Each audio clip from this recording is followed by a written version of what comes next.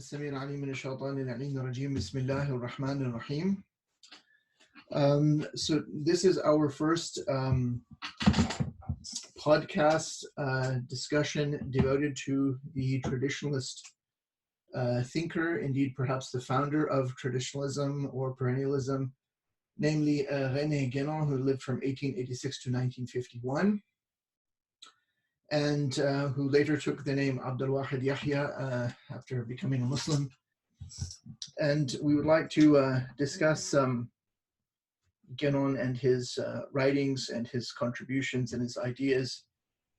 I'll be joined in this by my friend Habibollah Shahbazi.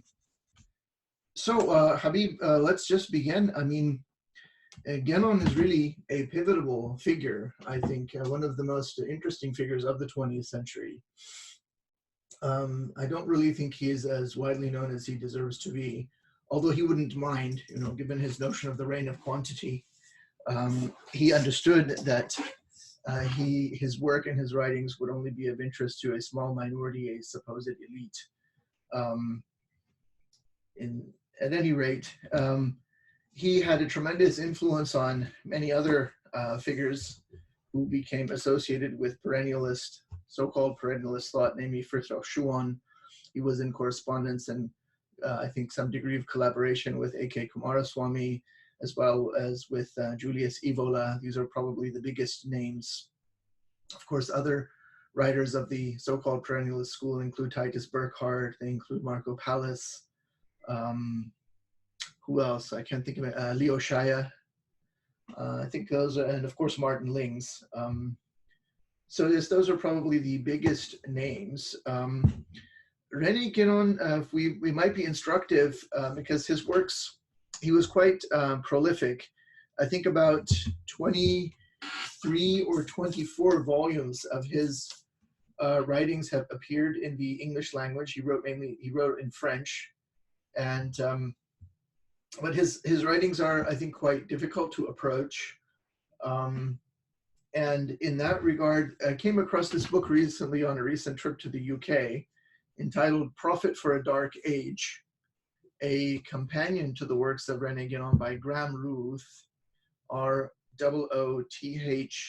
published by the Sussex Academic Press, published in 2008. And this is a very useful companion or guide to the works of Rene Guenon. It deals with the concept of the primordial tradition and religion, about which we will speak in due course, as well as the spiritual journey and integral being, Western society and the emergence of modernity, symbolism and symbols. Those are the four parts into which the work is divided. It might be instructive to go through a quick kind of biography or timeline of the most important dates that relate to Guenon, which is taken again from this book, A Prophet for a Dark Age, a companion to the works of Rene Guenon. So he's born in 1886 in a town about 100 miles southwest of Paris. He was an only child from a Catholic family. In 1904, he goes to Paris to study mathematics. In 1906, he gives up on his studies and becomes deeply involved in various occultist and esoteric schools with Theosophical, Masonic, Perennialist, and Hindu Vedant associations. At this time, he was also initiated into what is known as the Neo-Masonic Martinist order. In 1908, he found some short-lived organization known as the Renewed Order of the Temple, capital R, capital O, capital T. In 1909, he was initiated into the Universal Gnostic Church.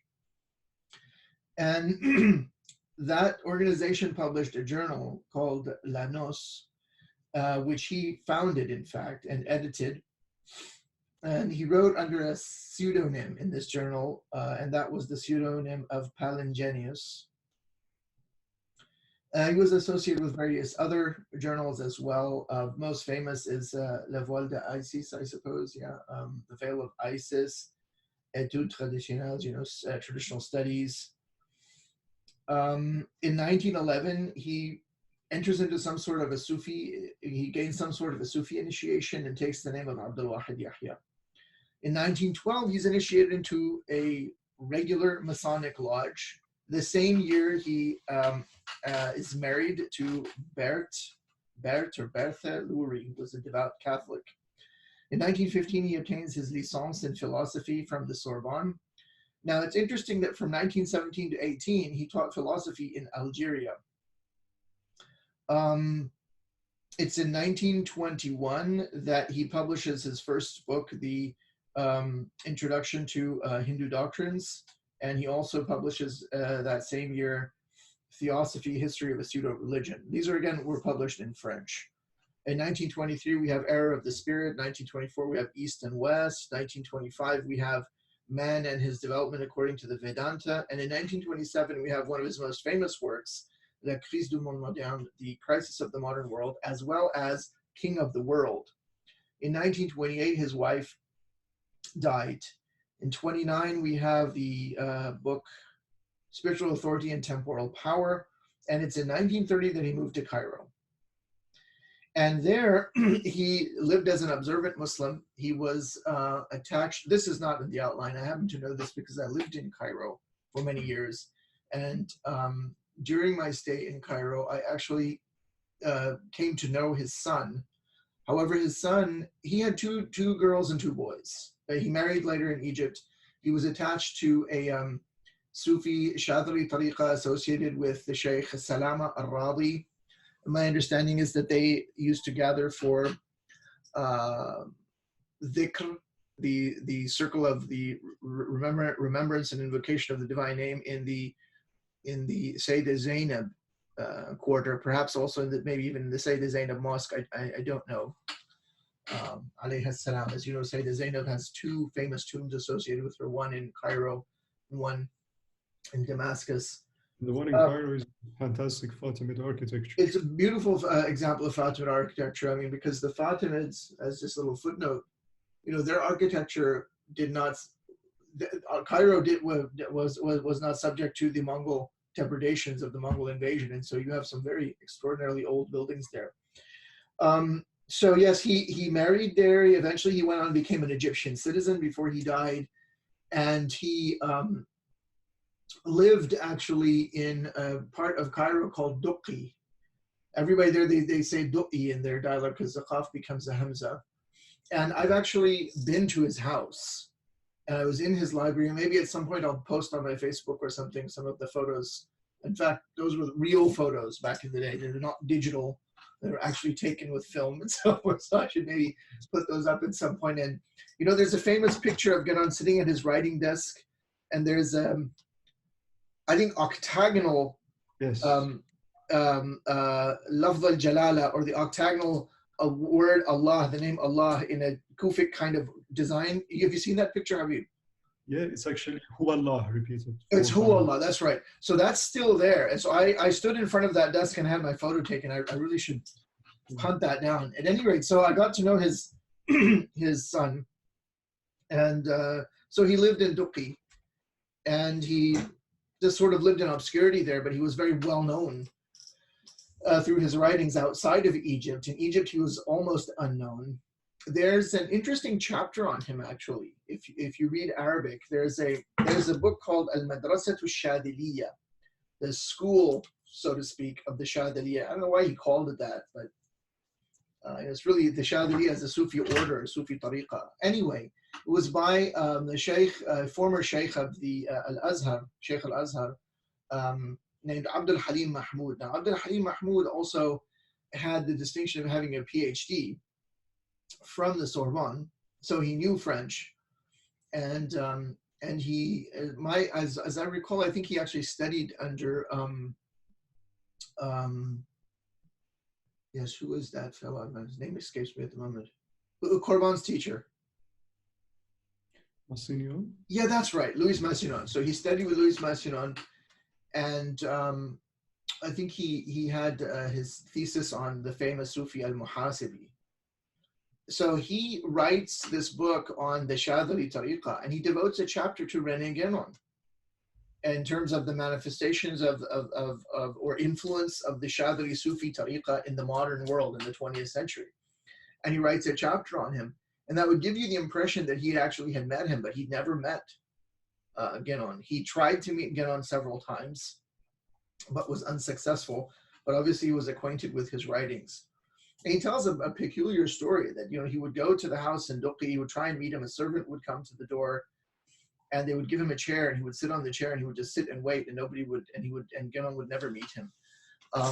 So Guenon had this, he was very private, obviously, is what we can conclude from that, and for whatever reasons, he was very cautious, and with whom he met with and whom he associated with, it seems he was kind of a recluse. Quite different from some later characters who... Yeah, it's quite different from later characters who enter the stage. So Guenon had quite an extensive correspondence with people around the world. And so he was quite well known, but he seemed to be quite obscure in Egypt and also somewhat reclusive by his own choice. He didn't seem to want to mix with people. But he had a tremendous influence on, obviously, someone named Frithjof Schuon. And of course, as I said, he was in correspondence with various other figures like Kumaraswamy and Evola and so forth. So what is so interesting about Guenon? Well, he believed in something which we may call the primordial tradition, or the Sophia Perennis, the Philosophia Perennis, this sort of perennial philosophy or perennial wisdom. And people who are kind of followers of Guenon, they also tend to adhere to this kind of a belief in a pure metaphysical teaching which transcends religious forms. And so there's this idea also of a kind of transcendent unity of religions, an idea which I think is very problematic from a strictly Muslim point of view, and we can talk about that later. But adherents of this, people who subscribe to this kind of doctrine or adherents of this kind of teaching, they also like to bring in the Arabic al-hikmatul khalida, or the Persian javidan khirad, which again just means perennial wisdom. And they even employ the Sanskrit term often employed for the Vedic religion by adherents of that religion, the Sanatan Dharam. In English, they write as Sanatana Dharma, which, but the real way is Sanatan Dharam. But that sort of means a kind of, I think, perennial way or law or something like that. And there actually is a book in the Islamic tradition called Al-Hikmatul Khalida by Nizamuddin, which I have here. I think this, and interestingly enough, it was edited by Abdurrahman Badawi. And this is a reprint of this at the University of Tehran Press. And Miskowayh, of course, died in the year 421. So he was a contemporary of Ibn Sina. He and Ibn Sina apparently didn't get along. But this book, Al-Hikmat al-Khalida, there was some sort of, I think you can maybe shed some light on this, say, was it in Sassanid Persia? A kind of Sassanid or text, which was a kind of admonition to kings, which was called Javidan Khirad. And there was a Persian, and then there was an Arabic version, and he incorporates the Arabic translation into here and then adds wisdom from the Islamic tradition, the Greek tradition, and the Persian tradition. So that's as far as I know, but of course we can later get on to this subject. This is quite an ancient idea. Very ancient idea, yes. Wisdom is not subject to temporal time. Indeed. So Guenon had tremendous influence on this figure, Frithjof Schuon, who then goes on to have become a figure in his own right, and he has numerous writings as well, and he founded a kind of a Sufi order, which became known as the Tariqat al-Maryamiyya, and that has its own history, and that's really not our topic. Our topic really isn't Schuon so much today. Yes? We should mention that Guenon wasn't 100% supportive of Schuon. They had their disagreements. They certainly did. They certainly did. so that's one far-reaching influence of Guénon, but there remain Guénonians, so to speak, who are not followers of Schuon or who didn't become adherents of Schuon's Sufi group, and so he still has I think, significant but small readership around the world. And a lot of Muslims have come to know about him indirectly, and that is through the writings of the famous Iranian scholar, who of course is still alive. Schuon and Guénon, of course, died some time ago. Schuon, I think, died in the 1990s. But Nasr is still with us, and Sayyid Hussein Nasr is also very prolific. I understand a lot of his writings have also now been rendered into Persian because he wrote a lot in English. And so a lot of Muslims who come across his books, they see these citations of Guénon, and nowadays with the internet, people do searches and so forth, and they start reading the works of Guénon as well. So that's another channel, I think, in as much as Hussein Nasr's works are works really, I think, more of popularization than of very, very profound scholarship, if I may say so. And there's nothing wrong with that. I mean, they have a very wide readership in that because they are works of popularization. Anyway, so that's some of the extent of what I wanted to say on Guénon. So this idea about tradition is also very important. So there's, on the one hand there, he has this notion that there is a primordial tradition, a perennial philosophy, and then there's this word tradition, and tradition is a term of central importance in the Guénonian lexicon. And among his most widely read works are The Crisis of the Modern World, which I think is very accessible. It's the first book I read of his. And somewhat less accessible is The Reign of Quantity and the Signs of the Times. He also had a very interesting collection of short treatments of various symbols, and in this book called Symbols of Sacred Science, that's also very readable, and you can sort of skip around in it. But in The Crisis of the Modern World, he speaks about tradition, and I think it's worth quoting what he says there. So in this, on pages 28 through 29, he says, and I quote, "In the mental confusion that marks our times, the word tradition itself has come to be applied indifferently to all sorts of things, often quite insignificant, for example, to mere customs with no wider bearing and sometimes of quite recent origin. We have remarked elsewhere on an abuse of the same kind in the use of the word religion. These perversions of language must be distrusted as they reflect a sort of degeneracy of the corresponding ideas. And the fact that somebody calls himself a traditionalist does not prove that he knows, even vaguely, what tradition is in the true sense of the word. For our part, we refuse absolutely to give this name to anything that is of a purely human order. It is not superfluous to state this outright at a time when expressions such as traditional philosophy, to take an example, crop up at every turn. A philosophy, even though it be all that it should be, has no right to this designation, since it is entirely of the rational order, even when it does not deny all that goes beyond this order. It is no more than a structure raised by human individuals without revelation or inspiration of any sort, which means, to cut a long story short, that it is essentially profane. Moreover, despite all the illusions that some seem to cherish, the mentality of a race at an epoch is certainly not going to be put right by any merely bookish science, but only by something very different from philosophical speculation, which even at the best of times is condemned by its very nature to remain outward and much more verbal than real. The lost tradition can be restored and brought to life again only by contact with the living traditional spirit, and as we have said, it is only in the East that this spirit is still fully alive. It is nonetheless true that the first necessity is the existence in the West of an aspiration toward a return to the traditional outlook, but this could hardly be more than a mere aspiration."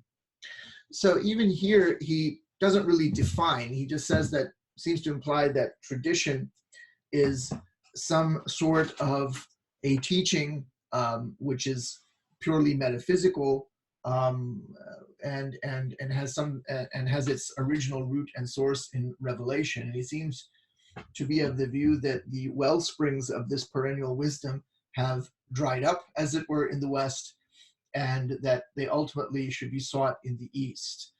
And that's an idea I think that runs throughout his writings, but I think that he was somewhat mistaken in that regard. I think what he meant is that it's no longer a living tradition in the West. But at the same time, and without going into too many details, in some of his other writings, he was highly dismissive, I think, of the ancient Greek heritage. What do you think about that? Well, I have not read in depth those writings of his. But I know for example, I read somewhere that one of his students visited Mount Athos. Yeah. They practice hesychasm there, which is an That's Orthodox tradition. But he apparently believed that nothing profound remains there, which that was his opinion. He was also, my understanding is that he didn't know much about the Shīʿah side of the tradition. He focused more on the Sunni Sufi side. I think that's a very good point. I don't think there's any mention of Shi'ism in his writing. And also, we should also remember he was very dismissive of Buddhism until he was corrected on that score by Kumaraswamy. Yeah. So there's this notion of tradition, right? So and as we were saying, he thought that ultimately the best continuations, of the tradition would be found in the East, and hence I think his fascination with doctrines of the Indic religions, or the Indic religion, Indic doctrines, if you like. And interestingly enough, when I went and I saw his library in Cairo, he actually had books in Sanskrit in his library.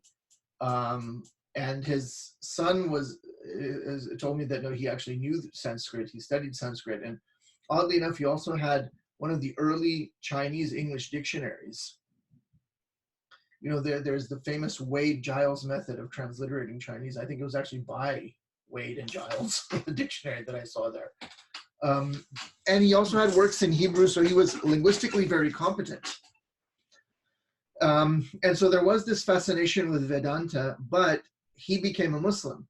My understanding is that he was of the opinion that it wasn't possible for someone to convert to Hinduism. And strictly speaking, I'm quite perplexed when I see many Westerners who become, for want of a better term, Hindu.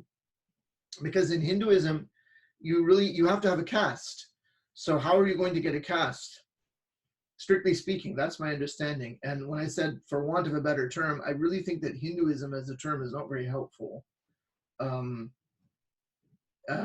really, I think we can speak of Vedic religion or Vedic religions in as much as that's really the deciding criterion. And the term Hindu, as you know, is actually a Persian word. And you once said something interesting, that this term was basically propagated by the British, who were confused by the enormous, all of these different groups. Yeah, I really do think that this is a British invention, that Hinduism, it's not used where you don't find that term, and in their text, you won't find it in the Vedas, you won't find it in the Bhagavad Gita. Where are you going? So I think the Brits were just very, very perplexed by this very confusing religious phenomenon, and they invent this term Hinduism. Otherwise, I mean, you have all sorts of modalities of belief and doctrine. The only thing is that unites them is an acceptance of the authority of the Ved or the Veda as a as a revelation, if you like, that which is heard. And oddly enough, the word Ved, from which you get the Vedas, is cognate to the Latin video, which means to see, the verb in Latin. And so it's a knowledge which is through what we would say in Arabic is mushahada, a direct witnessing into the nature of things, into the nature of the real. Like Shahid, very Yeah, important. the Shahid and Shaykh is an important. So Guénon had this, I think, fascination, and I think what also attracted him um, to Vedanta in particular, because in the Indic tradition, the Vedic tradition, you've got these, and he wrote on this, these what they call the 6 darshanas of Hindu thought or philosophy, for want of a better term, and one of them is Vedanta. That which is the end, so to speak, of the Ved, the end of the Vedic teaching. And it is a very highly developed metaphysical doctrine. I think he was attracted to that. But he becomes a Muslim because I think in Islam, as we see now under the so-called lockdown, given these very strange events in which we find ourselves immersed in this age, as a Muslim, you don't need anything. There's no clergy. Strictly speaking, there isn't, despite any appearances to the contrary, particularly among 12 or Shia Muslims, for example. We have clerics, and so it's not quite the same. You don't really need anything. You can do your namaz, you can do your salah at home, and there is no priestly function. There is no individual who is a priest who exercises some special sacerdotal function which can only come about through some ceremony of consecration or something like that. It's just not there. And so in that sense, it's very individual, individual in a good sense, a private sense. You don't need a doctrine. And so I think he was of the view that again, another important term, esotericism or esotericism, an esoteric connection still existed and was alive in Islam. And I think that's why he became Muslim and went into Sufism. Yeah. I just wanted to mention that, interestingly, one of the reasons that is given by historians for the quick expansion of Islam was that, it didn't have any priesthood. This is what people of that age, late antique period, like. All the other religions, they had these annoying, castes of priests. Yeah. Islam didn't have that. Though we have to be honest and admit that it appeared in modern times, as you mentioned. But that's another matter. That is another matter. Yeah. I was leafing through Charles Upton, who is a living, traditionalist writer who has his own, sometimes severe criticism of Schwann as well. Mm-hmm. He has some interesting books. I mean, one of them he mentions what you just said. Yes, Guénon believed that you cannot become a Hindu, and he also believed that Taoism was closed. I didn't understand. It's very difficult to get into Taoism because Guénon has some very interesting, short writings on Taoism as well. I think that's probably true. Wallahu a'lam, and Allah knows best. But I mean, as a non-Chinese person, how could you really penetrate into, unless, I don't know, I lost track of how many translations I have of the Tao Te Ching.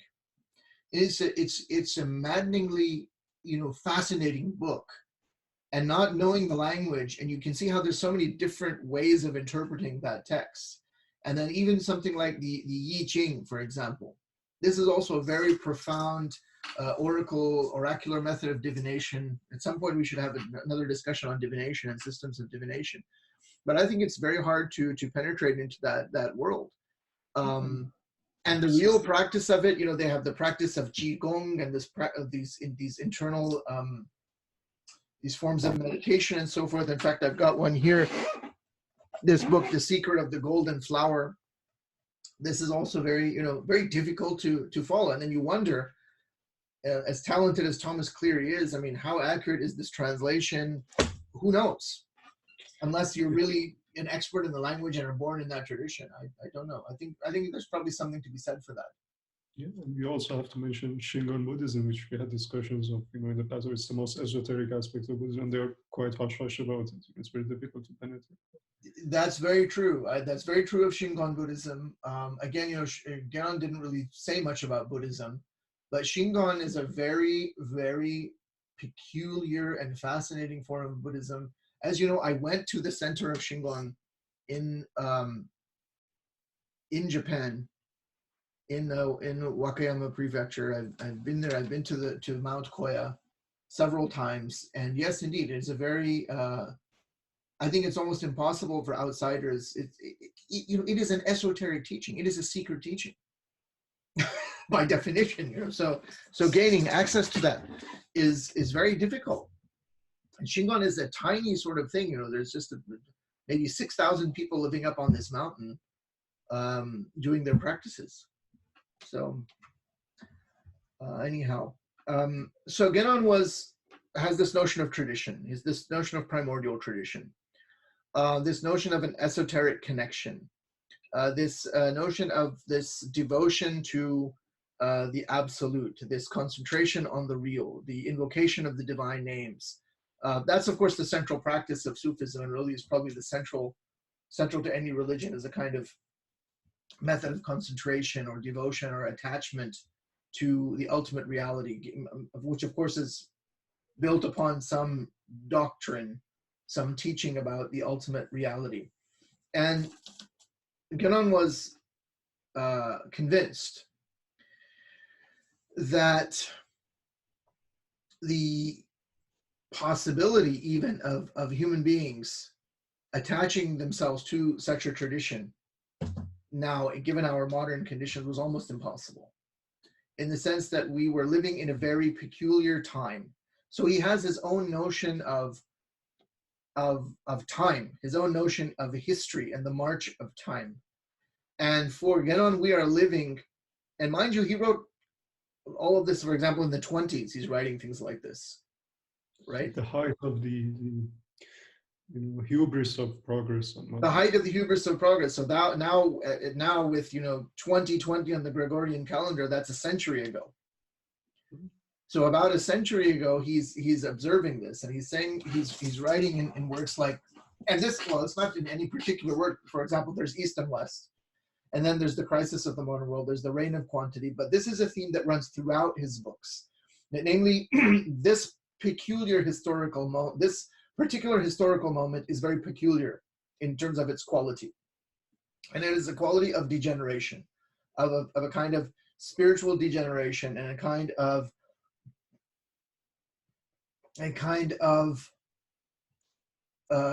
regression. So he's completely against the notion of progression. He's against progress. He says, no, with the passage of time, we don't have progress. We don't have some sort of an evolution or an ameliorative mechanism at work. We have, in fact, the opposite. Rather than amelioration, there's a deterioration. There's a deteriorative mechanism which is at work. And that, at the time that he is writing, is not only is this principle of deterioration and regression operative, but we have reached, according to him, a maximum. And of course, now with 100 years on, it's become even more. So if you saw it as a maximum at this time, now the maximum has shifted, so to speak. And this, again, he gets from Hindu doctrines, from Vedic teachings, what he calls the Kali Yuga. So we're in the age of Kali, the age of iron. Kali, of course, is a Hindu goddess, but he says that there are reflections of this doctrine, again, on the notion of the transcendent unity of religions, that, this wisdom is everywhere the same. He has this idea that the ancient Greeks also had this teaching, and there was a golden age and a silver age and a bronze age and the iron age, and we're in the iron age, these symbolic ages of metal and man. So he sees that we are living in this kind of an age of complete and total deterioration. That just reminded me, there was another quote I wanted to bring in from his Symbols of Sacred Science. In the third essay, entitled The Sacred Heart and the Legend of the Holy Grail, he again refers to the primordial tradition. So he says here, from all the comparisons brought forward above, we can already draw one conclusion which we hope to be able to further clarify in the future. When one finds such concordances everywhere, is this not more than a mere indication of the existence of a primordial tradition? And how is it to be explained that even those who feel obliged in principle to admit that this primordial tradition exists more often than not think no further about it, and in fact go on reasoning as if it had never existed, or at least as if nothing of it had been preserved in the course of the centuries? Some reflection on how abnormal such an attitude is will perhaps render one less disposed to wonder at certain considerations which, in truth, only seem strange by virtue of the mental habits of our time. Besides, only a little unprejudiced research is required to discover on all sides the signs of this essential doctrinal unity, a consciousness of which may sometimes have been obscured in humanity, but has never entirely disappeared.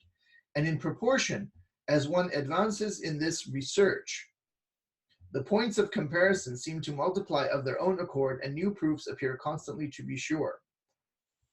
And then there's something in Latin, seek and ye shall find is the meaning of the gospel is no vain saying. Very good. So he's of the view that there is this primordial tradition, but this primordial tradition and access to it has been obscured in our times because we live in the Kali Yuga. If at all it is accessible through a living initiatic chain, and he feels, and by his own life as he lived it, he saw that that was most easily accessible, if not exclusively accessible, in Islam in the form of Sufism. So a little bit more on this Kali Yuga. The Hindu doctrines of time are really quite interesting. And it's a qualitative understanding of time. This, as time passes, human beings don't really progress, they actually go back. And nothing, this is a heresy against the modern faith of progress, isn't it? So something which people have a tremendous amount of resistance to. And that, of course, affects, I think, people when they read, if they come across Guénon, they read this, they think, this is complete nonsense. Why should we, how could that be? Maybe if we clarify it a bit, it's in essentials, the things that truly matter that they generate. That's right. Nowhere in these ancient teachings they say there won't be material progress. No, there will be enormous quantitative material progress. But the things that really matter, which is about the relationship of people with the truth and with each other. Mm-hmm.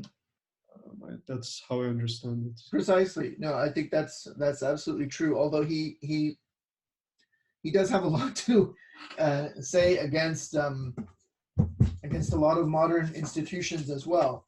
I mean, if you look in the reign of quantity, you will find ample material, and he's also quite critical of modern science as well, in terms of what I think today we would call scientism. He's very much against that. But a little further on this doctrine of the Kali Yuga. So in the Indic teachings on time, the absolute, God is absolute Brahma. He has the days, there are the days of Brahma. And so a day of Brahma is called a kalpa, and that's a single day and a night of Brahma, apparently. And each of these kalpas consists of what are called manvantaras, and there's 7 manvantaras prior to the current manvantara in which we are, and each manvantara consists of 4 yugas, and we are in the last of these, which is the Kali Yuga. Now, this is an area where Guénon is a bit vague.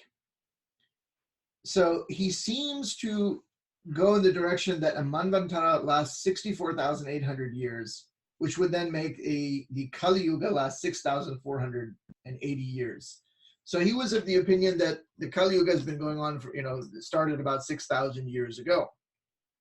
But in terms of the details of this doctrine, in terms of dates and years and intervals, he is quite vague. Maybe he was purposely so, in as much as he wanted to avoid any attempt to predict the end, because if the Kali Yuga is the last age, it's over after this is over. It's all over, right? So I think either he didn't have the details, or he didn't want to go into them.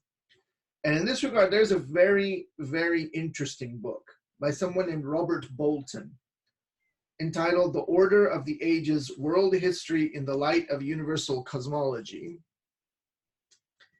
And it has, the book has an intro or a foreword by John Mitchell, very important scholar of the ancient world, and I think of sacred geometry. And it has a blurb by Keith Critchlow as well. The late Keith Critchlow. The late Keith Critchlow, author of Time Stands Still and Islamic Patterns, etc. So Mr. Bolton, the author of this work, has put in a lot of effort into getting to the bottom of these calculations. So on page 232 of the Order of the Ages, and we can't go into the details of how he derives this, but I'm giving you the result.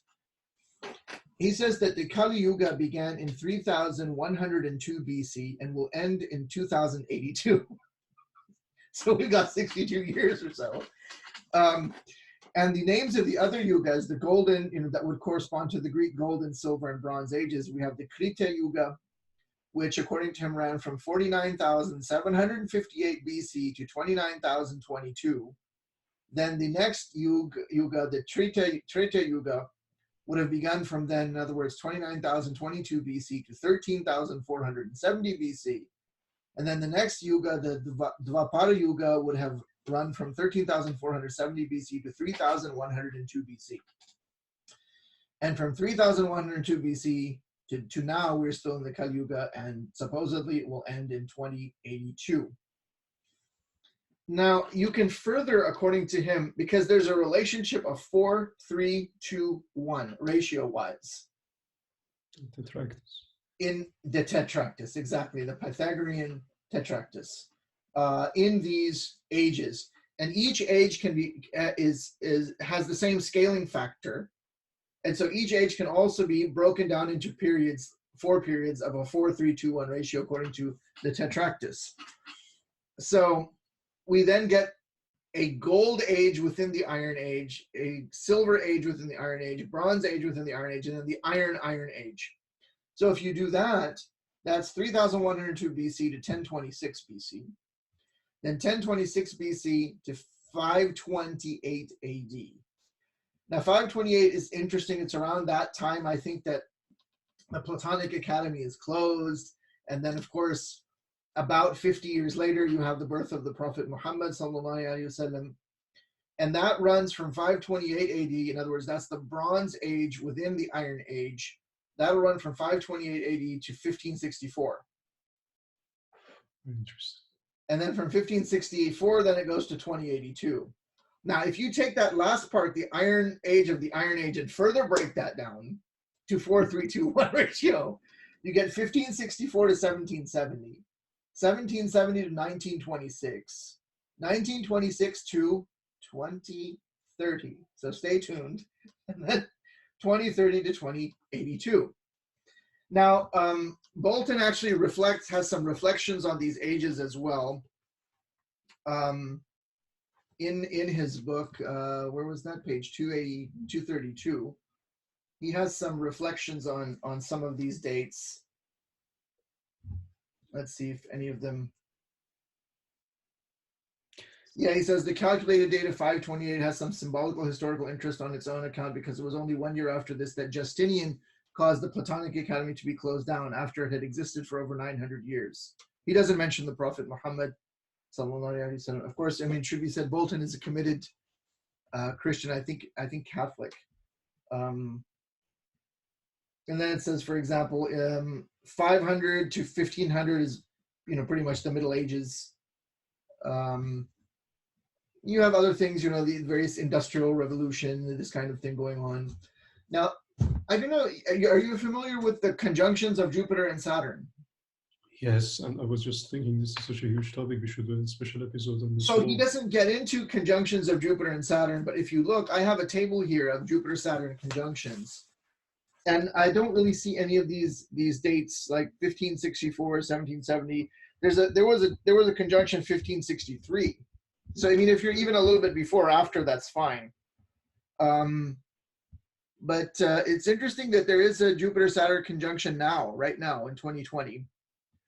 And I don't know who the Lord of the conjunction is, but it's probably the coronavirus. And it's odd, like, I mean, so what was the Jupiter-Saturn conjunction in the year 2000? There's 2000. We know what big epochal event happened right after that in 2001 is 9/11. And if you go back around 1980, 81, you have Jupiter-Saturn conjunction 80, 81 as well. What great world event took place just around that time when there was this little revolution that took place in Iran, right? So one wonders really if there's what kind of significance one can attach to these dates. Regarding the recent conjunctions, which one of them is the greater one? Oh, we're in the greater one now because we had a change of sign. We had a change of triplicity. We're now in the air triplicity, I think. I can check for you. Yes. By the greater one? December 21st at 1822 GMT at 0 degrees 29 minutes of Aquarius. This is the one that happens every 900 or so years? Yeah. I'm not sure about that, but I think it is a change of, isn't it? Because before it was in Taurus in 2000, and yeah, so we've changed the sign. We've changed, haven't we? So these are just some of these dates for the Kali Yuga. So whatever the case, whenever it began, we are firmly within it. We're really stuck in the Kali Yuga.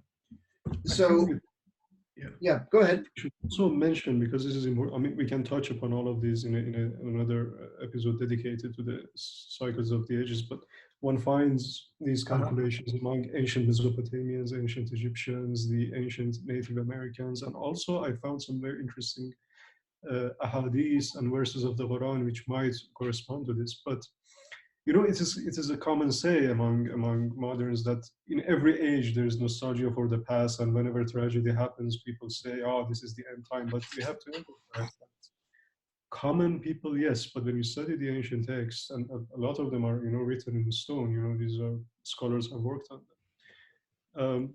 The elites, the scholars, they always had these calculations. You know, ordinary people might have said this is the end time when the Mongols attacked. Yeah. Or when something tragedy happened, but you know, the greatest scholars never said so. They were always. No, they never did, and I think Guenon really does have a point. I don't think that this view that, oh, it's just nostalgia for a lost world, and you know, he's a backward-looking kind of figure who's just pining for some better age. It's kind of escapism. I don't think so at all. I think that he is quite right, because this is the only time in the history of mankind that we have an entire civilization or world order, and it really is a world order in as much as encompass every corner of the globe, that is based on a rejection of the sacred. We have never had that ever in the history of human beings. And that is an epochal shift of perspective, of worldview. And we can see that reflected in everything. I mean, you take America, there's always some constant discussions and debates in this country about supposed debates. I mean, it's not even really a real debate, but there's a lot of chatter, shall we say, about liberty and freedom. So now people are very upset, you know, they want to go outside of their houses because it's their freedom, it's their liberty. They want to have guns because it's their right to bear arms. So there's a lot of chatter. Discussion would be dignified a bit, even too much, and you can forget about debate about liberty and freedom, but they never really talk about what it is to be good. It seems to me that that's the more fundamental question. You know, the human being is free. The human being has free will, and therefore has a certain autonomy within a certain restricted domain of action. But then the question really is not just to act indiscriminately or to be able to do whatever one likes. Yeah. Do what thou wilt shall be the whole of the law, as certain people said. That very much captures the spirit of the age. Aleister Crowley, The Age of Horus. But the real question is, what is it? It constitutes a good action? What is the good? And that is an idea which is very, very old. It's a teaching, a doctrine, and a way of life, really, which we find from the time of Plato. What is the good? The seeking of the good. We find that also in Aristotle. We find that everywhere in what Guénon would have called tradition. But it is that whole notion of the good which has been eliminated. And I think it's created a certain kind of person, and if a particular human type has proliferated, perhaps is maybe how Guénon would have phrased it, which has been completely emptied out of this content of what really it means to be a human being. And we have what Guénon called the illusion of ordinary life, where people just go about and they think that they're really living their lives in freedom, particularly in a country like America, whereas they really aren't. They're merely existing. They're merely existing, and it's not really a proper human life. I mean, so for example, in The Reign of Quantity in the Signs of the Times, Guénon says, he identifies this with what he calls the materialistic attitude, that the only thing that really exists is what we can, the hawas al-panjgane, al-hawas al-khamsa, what the five senses are able to perceive. So he says, this is on page 101 of the Reign of Quantity, the materialistic attitude, whether it be a question of explicit and formal materialism or of a simple practical materialism, necessarily imposes on the whole psychophysiological constitution of the human being a real and very important modification.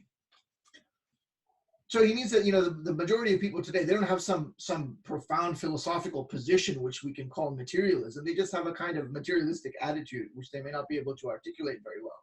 So he says here, he goes on to say, this is easily understood, and in fact it is only necessary to look round in order to conclude that modern man has become quite impermeable to any influence other than such as impinge on his senses. Not only have his faculties of comprehension become more and more limited, but also the field of his perception has become correspondingly restricted. The result is a sort of reinforcement of the profane point of view. For this point of view was first born of a defect of comprehension and thus of a limitation. And this limitation, as it becomes accentuated and extends to all domains, itself seems to justify the point of view, at least in the eyes of those who are affected by it. Indeed, what reason can they have thereafter for admitting the existence of something that they can neither perceive nor conceive? That is to say, of everything that could show them the insufficiency and the falsity of the profane point of view itself. And he concludes by saying, thus arises the idea of what is commonly called ordinary life, or everyday life. This is in fact understood to mean above all a life in which nothing that is not purely human can intervene in any way, owing to the elimination from it of any sacred, ritual, or symbolical character. It's very strong. Very profound, I think. So we have, and mind you, when did he write this? Let's see, the first date of publication of Reign of Quantity is 1945. Things have changed much. These days we often hear how, scientists, they've got nothing to do with ancient doctrines and religions. They're saying that the way that people are living now, this rate of humanity cannot continue for much longer. This rate of consumption, they were talking of extinction and deep tragedies within decades. Very true. But see, this is the human type that we now have around the world. And he wrote that, mind you, in what, 1945? That was when it was first written. Look at where we are now with technology, technological progress. And we now are living in an age where technology is omnipresent. It has taken over every dimension of human life. And in fact, it mediates almost the entirety of human experience. People, their whole experience is mediated through their phone, through their apps, through through, it's interesting, yes, their mediation of human experience is through the media. And I think this also is thoroughly unprecedented. Guénon could not have foreseen that in its details, but in terms of its essence, I think he has captured it. And I think in this regard, another very interesting thinker, also French, was Jacques Ellul. And in his technological society, in his book, The Technological Society, he talks about this, and particularly referring to propaganda. Because now the modern society, the modern technological society, is really a propaganda society, and where propaganda is understood as just some sort of medium for control. So he talks about the manipulability of the masses and how the modern techniques of propaganda and mass media have for their object the production and cultivation among the masses of certain predispositions, and a special facility for doing at a given moment whatever is strategically opportune. As political circumstances change, it is necessary at intervals to cultivate successive predispositions. So the use, according to Guénon, according to Ellul, of propaganda techniques is not meant to entail immediate and definitive adhesion to a given formula, but rather to bring about a kind of long-range vacuity of the individual. And I think Guénon saw that long before, mind you, long before now, mind you, Ellul actually wrote this in the 50s. This is 1964, all right. But originally in French, it was written in 1954. So about 10 years after Guénon. And again, before the internet. He says the individual, his soul massaged, emptied of his natural tendencies and thoroughly assimilated to the group, is ready for anything. Propaganda's chief requirement is not so much to be rational, well-grounded and powerful, as it is to produce individuals especially open to suggestion, who can easily be set into motion. I really think that this book and his other book on propaganda are absolute masterpieces, and they go very well with the writings of Guénon with respect to the modern world, the crisis of the modern world. This reminded me of Neil Postman as well. Neil Postman, yeah.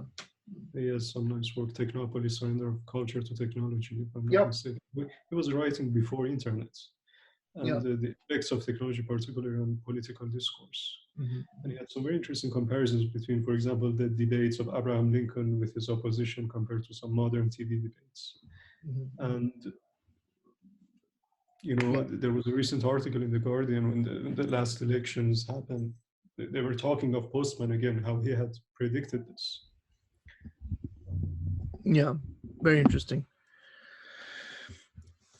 So I think, all of that points to the fact that Guénon's writings are not only are not only relevant, they're perhaps more relevant than they were than even when he wrote them, and he was far more prescient than I think he himself could have imagined. Now there is this other dimension of his which I wanted to discuss, and that is this notion of a transcendent unity of religions, because it's not clear that he really becomes a Muslim in the sense of conversion, or in the sense of some sort of conviction or some sort of rejection of something else, but instead that he was adopting Islam as really the most viable method that he had available, and that had something else been on offer, he wouldn't have had any qualms about taking that as well, or in its stead. So when you read Guénon, you get this idea. At nowhere can you say that he's writing as a Muslim, all right? That's not clear anywhere. But at the same time, you cannot really say at any point that he's writing as a Hindu or as a Christian. If you look at his writings all the way across, you might be able to find things out of context where, he sounds very Christian, for example. And I think a lot of times people are misled by a famous book he wrote called The Symbolism of the Cross. And it's nothing to do with some sort of Christian belief. And so, and again, when I said you can't say he's a Muslim or writing as a Muslim or a Christian, from the very sort of conventional understanding of that. I should add that as an important caveat. Because that's a whole, other world. What is a Muslim? Yeah, what does it mean? What is really a Muslim? There are hundreds of groups who say you're a heretic, That's precisely right. So the question then really comes up that is very much so in another figure, namely Shuan, as a kind of a person who is very indebted to Guénon and Guénon's influence. So he wrote a very important and famous book called The Transcendent Unity of Religions, also in French, translated into English. And the followers of Shuan, they uphold this notion, this doctrine of the transcendent unity of religions. And so to use a very, let's say, notorious or outstanding example, they would say that it makes no difference, the Trinity is simultaneously true as the doctrine of Tawheed. In other words, Christianity, Judaism, as actually existing today, Christianity and Judaism are valid religions. And so they don't uphold this doctrine, which is clear in the Quran, about what's called tahrif, the corruption of these religions over time. And also that corruption means the corruption and actual altering of the very texts of those religions. So, Guénon didn't write an explicit book on that. It's Shuan really who did that. But this notion of the transcendent unity of religions, I think, is certainly there in Guénon, and I think that many Muslims would find that to be quite problematic. However, at the same time, we have in plenty of Islamic texts, plenty of texts in Arabic and Persian and other languages that seem to imply some sort of a doctrine of transcendent unity. And of course, there's the famous verses from the Diwan of Muhyiddin ibn Arabi, which is his very small Diwan known as the Tarjuman al-Ashwaq, or the Interpreter of Desires. And you could find many, many examples, I'm sure, in Persian poetry and Urdu poetry and so forth. So what do you think about this doctrine of the transcendent unity of religions? It's something I've been puzzled about for quite some time, which is not to say that I subscribe, at least the way that Shuan talks about. I certainly do not. But at the same time, we have this doctrine in mysticism. So what do you think about that? Well, I think when we talk of wisdom, it's such a huge topic where to begin. But it is certainly at the core of esotericism, which is, every religion, every form has a certain inner aspects, mm-hmm. which people can learn based on their talent, or if they like to, which is not open to everyone. Not that it's exclusive to a certain caste, but it depends on the ability of people and their interest. Frankly, not most people care. They just want to get on with their lives, not just in the modern world, but most of the history. Mm. How many people often really care about these recondite and arcane subjects? What is truth? What is one? Yeah. But when we talk of wisdom, first we have to ask, is wisdom itself, is truth itself subject to time? And the answer, of course, is no.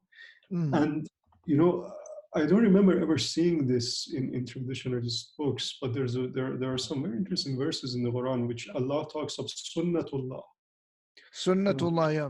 Yeah, and sunnah is used to translate tradition in both Arabic and Persian. In Arabic as well.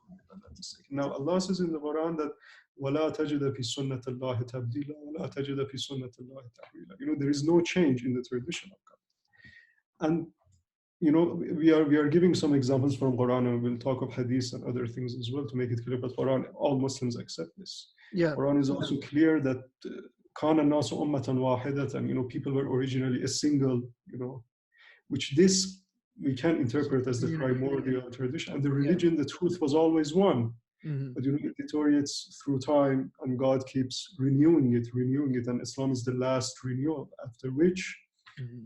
and this doctrine of also degeneration of religions, why does Quran talk so much, mention so much Israelites?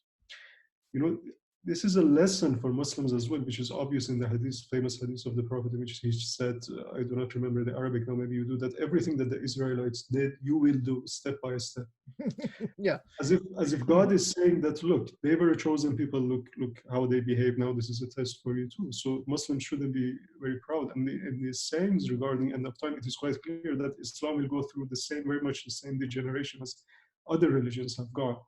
You know, there's a famous hadith that Islam bada'a ghariba, began a stranger, and in the end it will become a stranger as well. How nothing will remain of it but a name, how nothing will remain of the Quran but a calligraphy, and how the worst of God's creation will be the scholars, the so-called scholars of religion.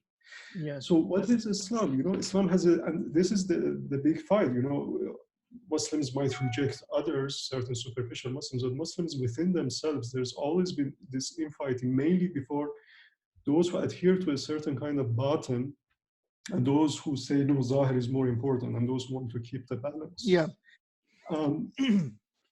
But for much of Islamic history, you know, this idea that there is a batin, you know, that there is some, in a sense, esotericism and hidden teachings, it existed.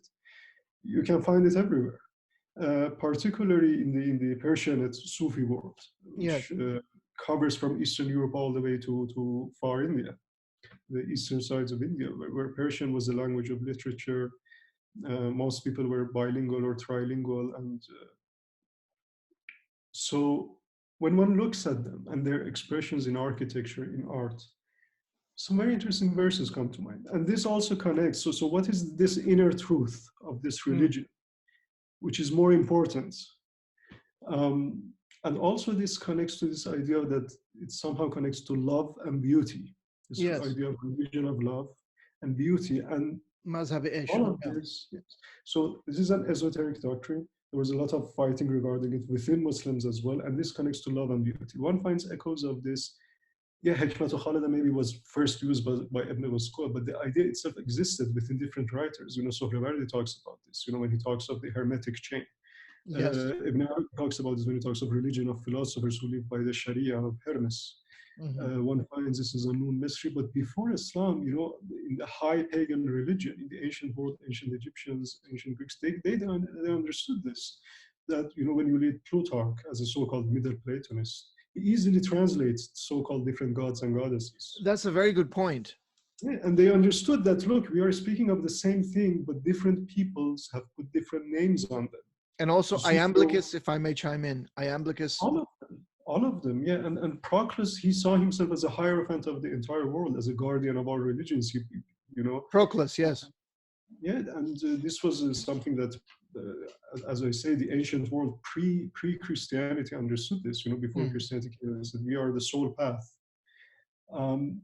And even within Christianity, you know, one finds Thomas Aquinas has a famous sentence that God operates within each person according to that person's disposition. Well, that's interesting. Where did you find that in Aquinas? I was reading a book of Proclus, All from One, and they mentioned this sentence of Aquinas. The Latin is operator Deus in uno quoque secundum eos properietatem. Wow. Yes. Sorry, I didn't mean to interrupt you. Yeah, that's really interesting. It's all right. So let's look at some really interesting, bizarre verses in Persian poetry. In Persian poetry. Before that, we have to mention this idea of a secret. There are some bizarre hadiths. For example, I mean, you can give the sources better than Harir. You know, when I think Imam Ali and Prophet say that if Abu Zar knew what was in the heart of Salman, he would certainly have killed him. He would have killed him, yeah. Or when Imam Zainul Abidin, you know, he has alayhi salam, he has a strange poem. And mind you, all of these are mentioned by Sayyid Haydar Amuli in the preface to his book. I think I have that line of poetry. Just one second.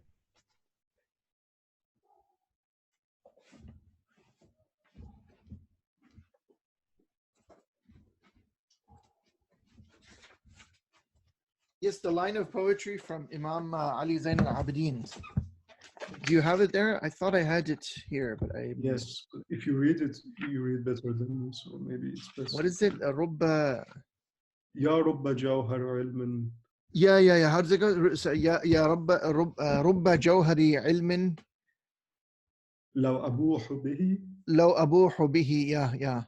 لقيل لي أنت ممن يعبد الوثن. الوثن لقيل لي أنت ممن يعبد الوثن. Yeah. Would you translate this? Yeah, so that there's many a secret which is what hidden in my breast, which had I revealed them, it would have been said about me that I worship idols. Idols. ولا استحل رجال مسلمون دمي يرون أقبح ما يأتونه حسنا. Yeah, and then what the Muslims would have said my blood would be Muslims shed. would have Yeah, the shed my Muslims would blood. have said, yeah. You see? It didn't stop them in the case of Imam Hussein alayhi salam either, but anyway. Of course, but in the case of Imam Hussein, there are all of these things which we there are can all say, these other factors, right? You can say it was for justice, etc., etc. But why Yeah. does he say they will tell me you worship idols? Right.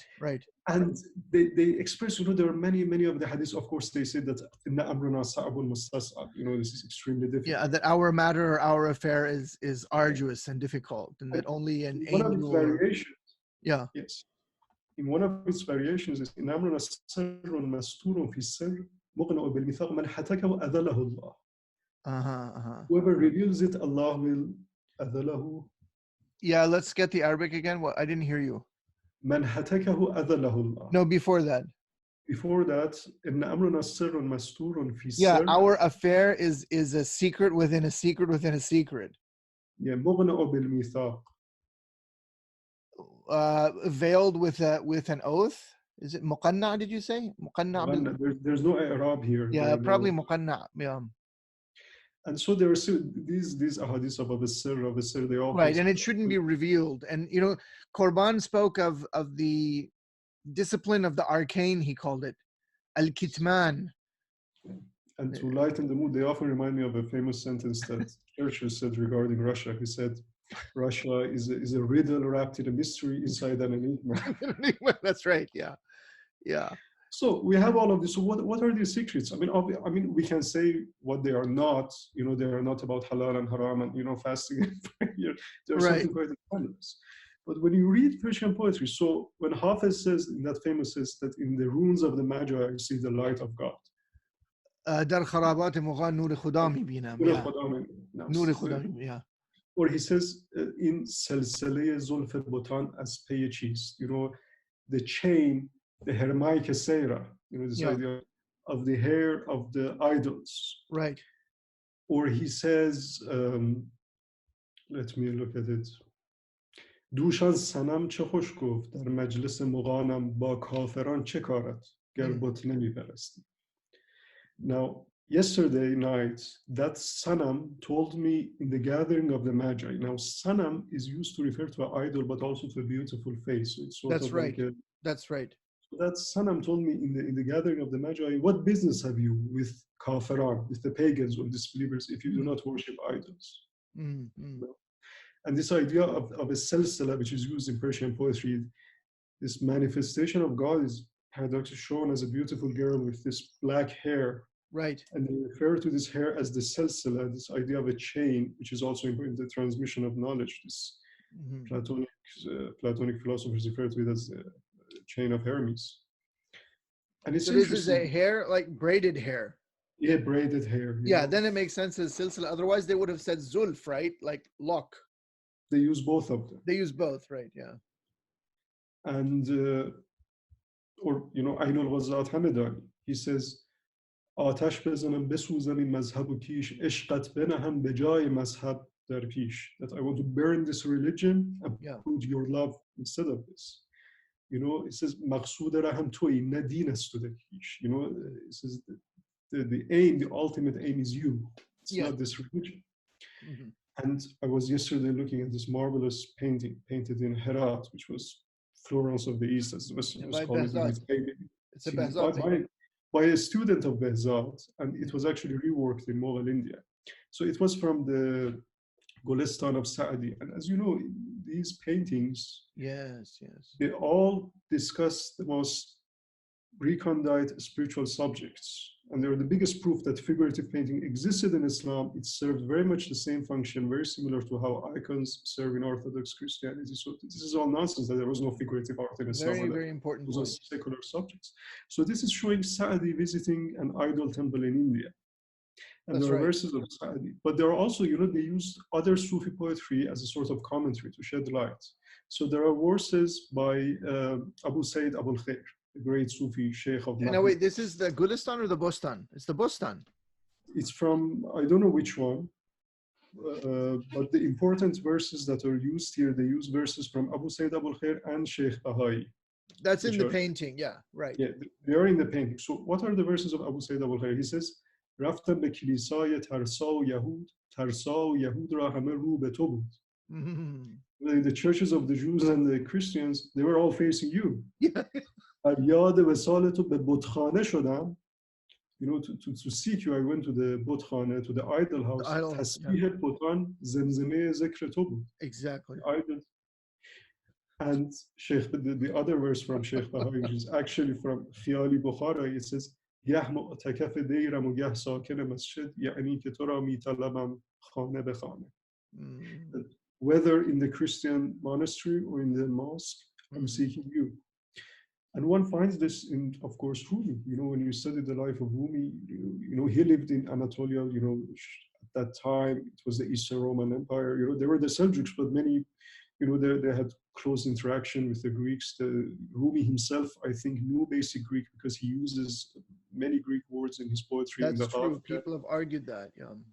Yeah, and there are some strange stories of how he was on good terms with some elders in some of the monasteries, and he once sends one of his disciples to a monastery to bring something, and he goes there, and the priest is sitting down, raises his head, and he says, the priest is Rumi, and he's scared, he loses consciousness, he comes to it, he sees the priest again, and he goes back, and Rumi tells him something to the effect that that the men of God, they are all the same. And this continued, mind, in the Mawlavi tradition, which we can touch upon in the Ottoman world. Mawlavis to the very end, the Gul Penarli, Marhum Abdul Bali Gul Penarli, the great Mawlavi scholar, he mentions how they used to go to Orthodox churches, and they would cry and they would do sama, and they would really touch the hearts of each other. Now, yeah, Gul Penarli is very important for the study of Rumi. There's a lot of silly things that have been written about Rumi, but Abdul Baqi Gul Penarli, who wrote in Turkish, his works some of them are in Persian. It should be noted that he was also initiated into the Mevlevi Tariqa. He also had, as far as I know, and some sort of initiatic connection to the Bektashi world as well. And he was, in fact, a 12er Shi'i. Unlike what Lewis says in his book on Rumi, where he has an appendix on people who've worked on Rumi, he indicates as soon as it's completely wrong. Gul Penarli was a 12er Shi'i. His writings attest to that fact, and I have been to his grave. I know people who knew him, and he is buried in the 12er Shi'i cemetery in Üsküdar on Sayyid Ahmad Jaddase. So anyhow, that's an important footnote. So let us read a few more verses because these are quite pertinent and important. So when Rumi says, دل به دست دار که حج اکبر است از هزاران کعبه یک دل بهتر است. Find a heart, go after a heart, for that is the Hajj Akbar. Yeah, the greater pilgrimage.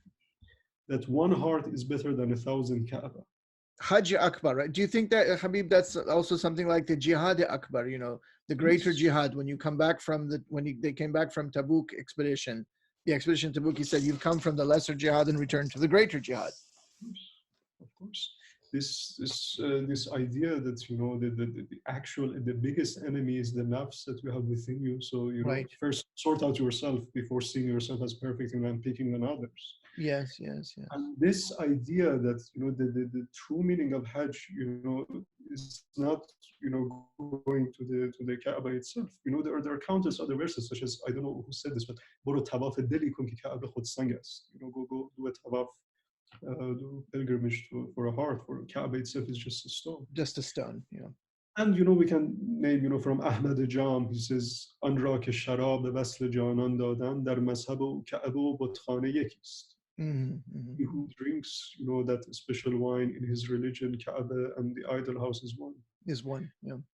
Or Sultan Ahmad Jalayir, he has some magnificent Shath like, Sufi poetry. He says, Haranku din nadarad hamcho Ahmad, whoever doesn't have a religion like Ahmad, he refers to himself, در زلف کفرش ایمان میتوان یافت. Wow, wow, wow, wow. And if an Orthodox Zahir Muslim hears these things, they still have serious big problems with these verses. That's why to this day, in places like home and other places, they hold seminars and they say these people were kuffar, these people were heretics. Yes. And here, and of course, every other page in Sufi poetry is a dissing of the Zahiri scholars, picking on the Zahid and the Faqih, and there are some very interesting ones which I can give you some examples. Hafiz, of course. Of course, Hafiz is the famous, the locus classicus of this. Yes, even Faiz Kashani, the famous Faiz Kashani, who was a son-in-law of Mullah Sadr, a student. He was. You wouldn't expect that from a guy like Faiz Kashani, but as you know, during the Safavid period, there were, this is what happens. It's very interesting. The very word Sufi, which is rarely used in Iran, is they like to use the term Irfan, but the history of this goes back to the Safavid period. Mm-hmm. They come as a Sufi tariqa, but they remove all competition. They remove all other Sufi orders. That's right, yeah. Slowly and slowly, the jurists, they gain more and more power. And even Mullah Sadr himself had a lot of problems. He spent many years in exile in a dry village near Rome. Yeah. Until the governor... Kahak, I think it's called Kahak. Yeah. Until the governor of Shiraz was originally a Georgian. That's right. And builds a beautiful school for him called Madrasa Khan, which exists to this day. Yes, it's still there. I remember you sent me photos. It's beautiful. But you see, the term was ostracized. Yes, it was. They began using, Irfan instead of it, and there were no more Sufi Turuq. Only a few ones which managed to, survive. Mm. But Faiz, he has this beautiful poem. He says, "In faqihan ke be zahir hame ikhwan hamand, ger be batin negari dushman iman hamand." It goes on. Yeah. Which is a damning criticism of the Zahiri ulama. So this atmosphere, anyone who was educated and brought up, and mind you, all educated people from the Ottoman lands to the India, they were brought up reading Sa'di, Gulistan and Bustan, Hafiz, Mawlidi, Nizami, which is very read these days. Very rarely read nowadays, yes. But this was the general atmosphere. And in the case of Indians, they were also, I think, were well acquainted with Khusro, probably. Of course. And Amir Khusro, Dehlavi, Bidal, these, each of them, they produce their own commentaries on, for example, on the works of Nizami. So, Bidal has something similar to Haft Peykar of Nizami. Yes, yes. Is it Haft Urang? No, I don't know. Jami, I think. I have to, and Haft Orang is Jami. I don't know. I have to. I would have to check. Anyway, you get the image that they are speaking that the essence of religion is something connected to love and beauty. Mm. Otherwise, the mere form of the religion itself can become an idol for people. Yeah, I think that's a very important point. And so, and they weren't saying. You see, balance here is important. Balance yes. Balance. They weren't saying, disregard the outer form. And this is where, Ikhwan al-Safa, something by them comes to mind. Mm-hmm. A friend of mine was recently saying, if modern Muslims read more Ikhwan al-Safa instead of Ikhwan al-Muslimin, we would have far less problems. Yeah. So see, Ikhwan al-Safa, they say, فاعلم يا أخي متى كنت مقصرا في العبادة الشرعية فلا يجب لك أن تتعرض لشيء من العبادة الفلسفية وإلا هلكت وهلكت وذللت وأذللت. You have to observe the form, you have to observe the outer form. Otherwise, the philosophical worship would be quite detrimental to you. Correct. But let us look at the fruits. I think it's important. إذا تشابهت الأمور. We have to look at the end results. Mm-hmm. So what was the end results of this doctrine? Muslims, of course, they recognized. I think they allowed Jews and Christians to worship freely, and they didn't have this hubris that we are better than them. There was a lot of fruitful dialogue. Very much, and it, like, for example, in the case of the Ottomans. With the destruction of the Ottoman Empire and its replacement, it's only then that really you get a so-called a kind of Taliban regime in the sense that the Greeks all have to leave Istanbul, and Ataturk is a kind of secularist, pantocrator of some kind, comes in and expels all of these people who had lived there for centuries. And God, most people would be shocked to know that, in the capital of, because Ottomans were at the forefront, always fighting Europeans, and most people think, it was, East versus East, and they were trying to make everyone Muslim. In the capital, and mind you, Ottoman sultans, they saw themselves as Khalif. Right. And mind you, this was all, how could they be Khalif? They were Turkish. This was all done using Ibn Arabi. We can get into that. Right. Yeah, that's another topic. In their capital, more than half of the population were non-Muslim. Yeah. And without changing, of course, one can pick and choose. They did, of course, in different periods, the atrocities were committed. There was injustice. But on the whole, look, 19th century, half of the people are non-Muslim. You could, without changing your religion, you could rise to the highest levels of government. And Ottomans had a period in which there was a lot of anti-Sufi activity, the Qazi Zadali movement. They would go around, trying to destroy tikyas, and they would say that coffee is haram and tobacco is haram and mosques should have 1 minute. Right. They were trying to convert as many people as possible to Islam. And a very peculiar, strange character of that time is Vani Effendi, who, he had a lot of influence in the palace. Which Effendi? Vani. Yeah, Vani Effendi, yeah. And so the Sadr Azam of the time, Fazl Ahmad Kuprulu, was the son of his father, the great man, who basically saved the Ottoman Empire. He basically cut down Qazi Zadali movements. He exiled a lot of this Salafi sort of movement which had began. But strangely, his son, showed affinity to these people and brought Vani and gave him a lot of authority. Now, they tried to convert a Greek intellectual by the name of Panioti. So they bring him to the palace, and there's a sort of discussion.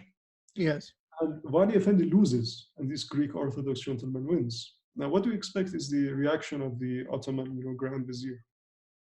He rewards the Greek gentleman. Yeah. He raises him as the dragoman of the palace. Yeah. But comparing these three big Muslim empires, the Ottomans, the Safavids, and the Mughals, I think the Mughals, which we should call them Timurids, in Western history, they call them Mughals. Yeah. They were the most tolerant. And this is where some of the most interesting things happened. And you can touch upon that, what Akbar began and what continued until, the time of Dara Shuku's translation of Upanishad, which he called Sirra Akbar. And he said, that's right. Preface this morning, he said, this is Kitabun Mubin, which is referred to in the That's Quran. right. He makes that argument. I haven't read it in years. I don't actually have a copy. You're fortunate if you have a copy, because it was, of course, printed in Iran. But I read the preface he wrote. So this Prince Darashikoh, he was the patron for the translation of a number of works, including the Upanishads, from Sanskrit into Persian. And I should mention that there is actually now, there was a thesis and now it's published about this Sanskrit and Persian at the court, at the Mughal court, Trashke or something, Trashke, Aubrey Trashke, I think. Shall we search it quickly? Sure. On Amazon.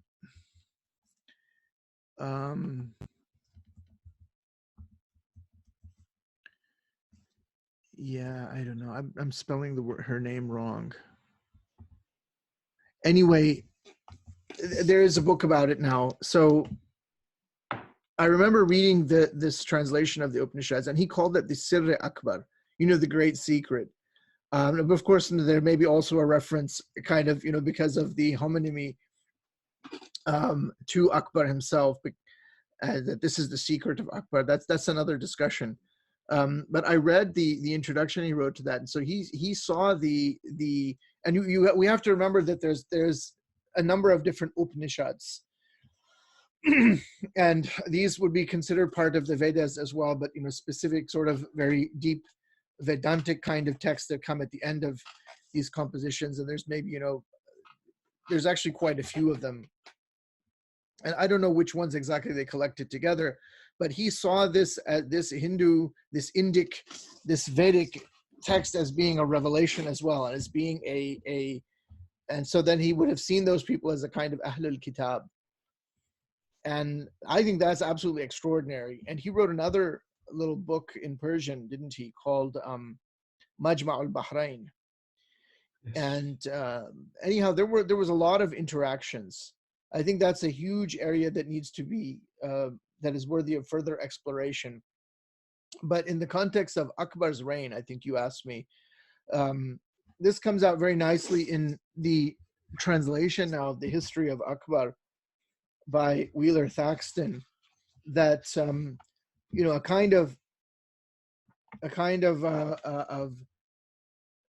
persona is created in this work, the history of Akbar, for Jalaluddin Muhammad Akbar as a kind of imam almost, which in many ways is a very shocking image from a strict kind of Imami Shi'i perspective.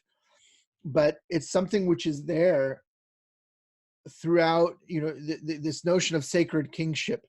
And there's a very interesting book about it called The Millennial Sovereign by Azfar Moin, in which he looks at a number of Muslim monarchs. So we've got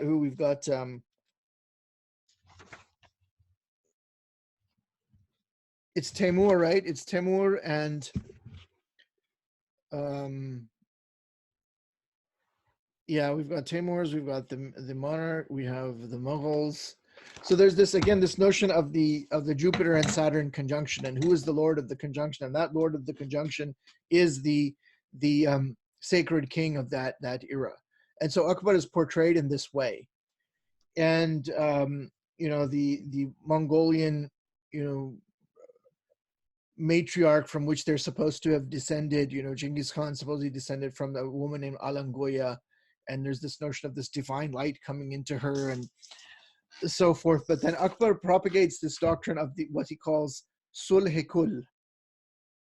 So obviously those are two Arabic words linked together in a Persian way and used in this Persianate context of complete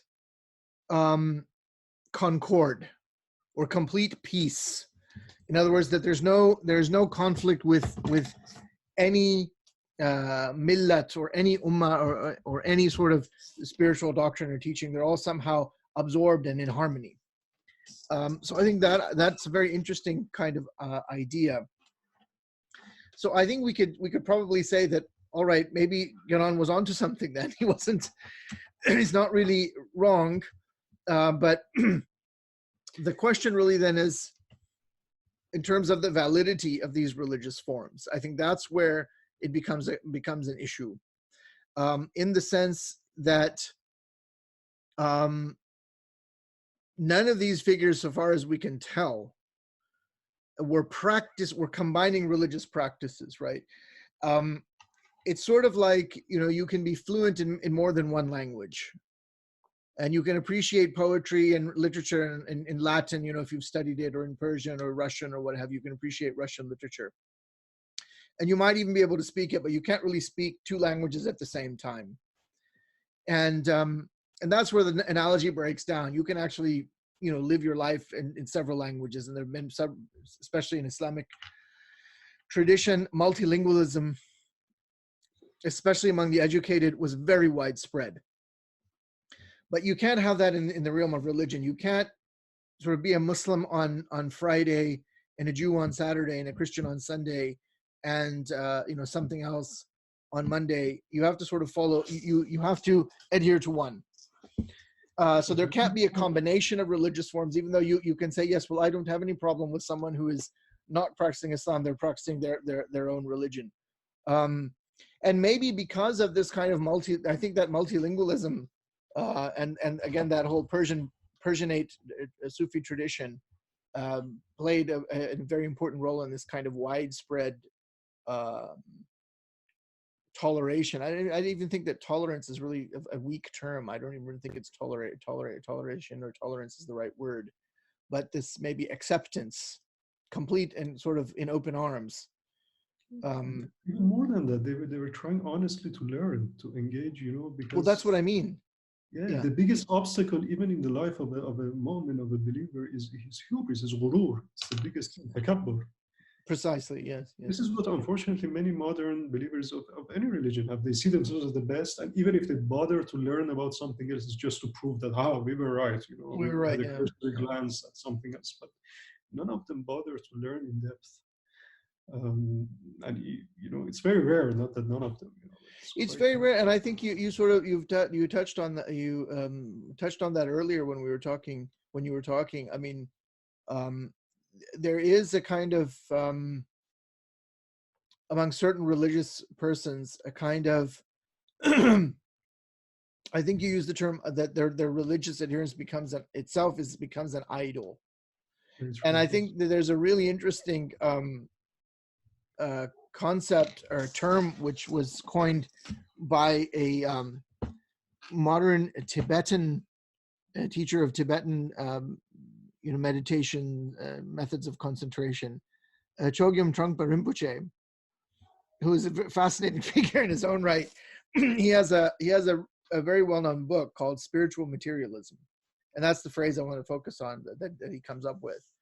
So he says, that there is a certain kind of type of person who is religious and quite, shall we say, pious and devout, but in their spirituality there is a kind of materialism, in that there's this notion, like you said, of a hubris or a kind of a ghurur or takabbur, and a kind of a holier than thou attitude, and a sort of punctiliousness and devotion to ritual as such, or the outward ritual. We would call them in Arabic qishriyun. Those people who are going for the husk or the shell, what we call in Urdu the chilka. And the word chilka, applies to all sorts of, it's like it's not just a chilka in Urdu is not just, it's like the skin of an onion or even on an apple or whatever. It's the outer husk. And they're completely attached to that. And so there's a kind of materialization that takes place of even these spiritual realities or religious rituals. And I think that's very true. So if that's, what you have in mind when you talk about the transcendent unity of religions, this kind of inner reality of ad-din min haythu huwa ad-din. And I think that's really important, religion qua religion, or the Arabic term deen. And Muhyiddin ibn Arabi, in that famous verse that they always talk about Ibn Arabi, that, my heart has become capable of accepting every form. How does it go in Arabic? لقد صار قلبي قابلا كل صورة فمرعا لغزلان ودير لرهبان وبيت لأوثان وكعبة طائف وألواح توراة ومصحف قرآن أدين بدين الحب أن توجهت ركائبه فالحب ديني وإيماني. So my heart has become capable of accepting all forms, or every form.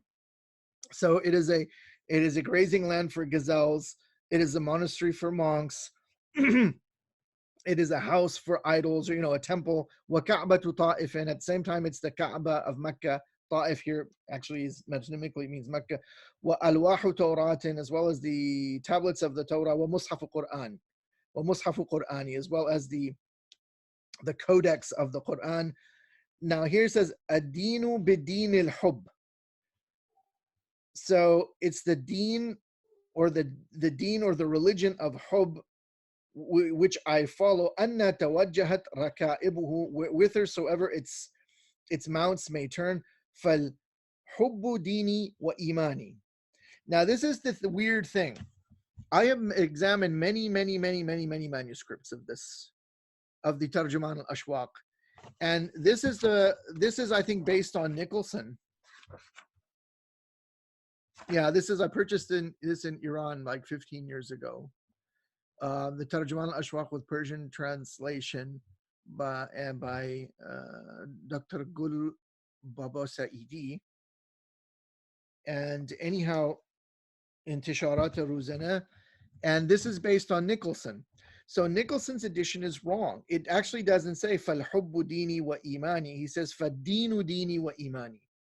Although in the earlier part it does say adinu b'din al-hub, but here it says fadinu dini wa imani. So it is deen or religion, which is my religion and my iman. And so there, Ibn al-Arabi in his own commentary on that says that by deen is meant inna ad-dina 'inda Allah al-Islam, that verily the religion with Allah is Islam. But it's interesting that it's ad-deen. And so then it comes down to, as you said, or much earlier in our conversation, what does it really mean to be a Muslim? What is really the essence of Islam? And if deen is, excuse me, if religion as such with God is Islam, then what do we mean by Islam?